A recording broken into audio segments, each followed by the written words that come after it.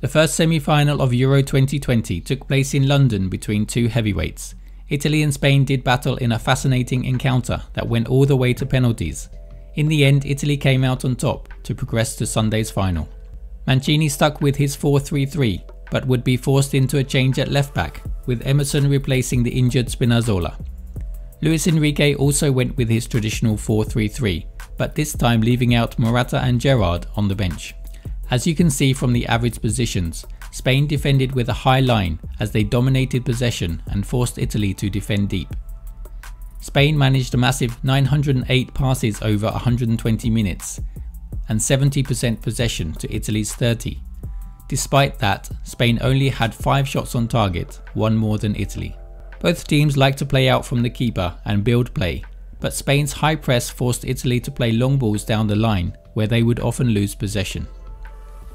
When Italy played out from the keeper, Spain would commit 5 players to the press, with the fullback also pressing up to prevent Italy from playing the ball down the line. This especially happened on the left, as Italy liked to attack down the left. The ball was usually played to Chiellini, but he didn't have time to find the right pass and would play the ball to Emerson, who was then pressed by Azpilicueta, and the ball was played into midfield under pressure and possession would be lost.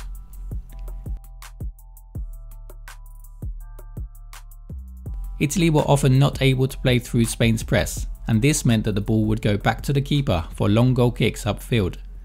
Italy would lose possession this way. By pressing their midfielders forward, they were able to prevent passes into Italy's pivots, and this stopped Italy dictating the game, as there was now a big gap between the midfielders and the forwards. Although there was a gap, Italy's forwards remained up the pitch. Spain were trying to make Italy's playing area smaller by doing this. This meant that passes into their forwards had to be long and were less accurate. In the first half, Spain set out to stop Italy attacking down their left, as it's where they are most dangerous, even without Spinazzola. They allowed Italy only 30.2% of their attacks down the left. Generally, Spain were very successful in playing out from the keeper.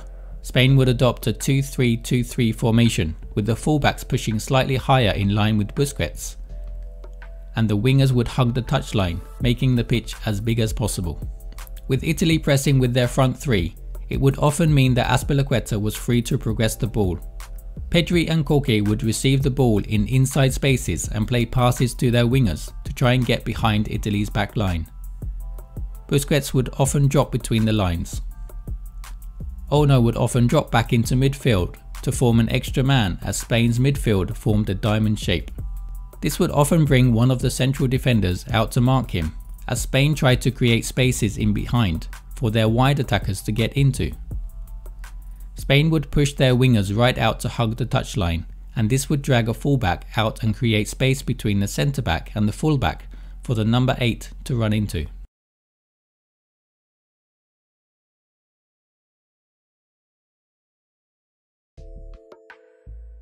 Italy had a clear plan to defend deep and tried to hit Spain with counterattacks, as well as having some periods of possession.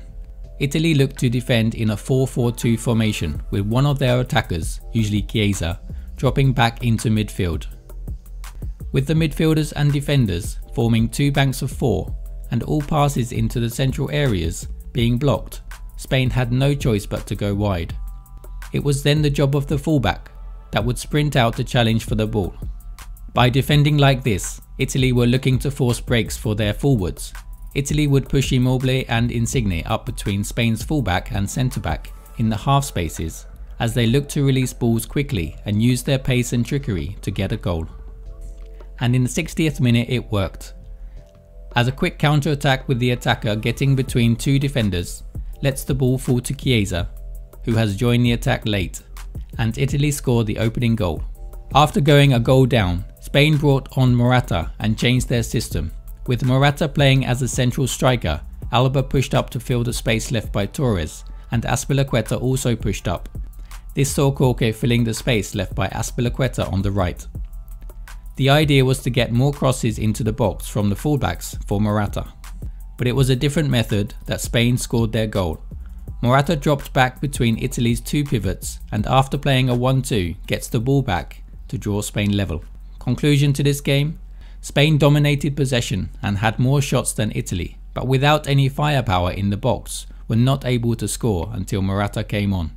We can all understand Luis Enrique leaving him out of the team, but actually his presence in the box in the first half could have given Italy something different to think about.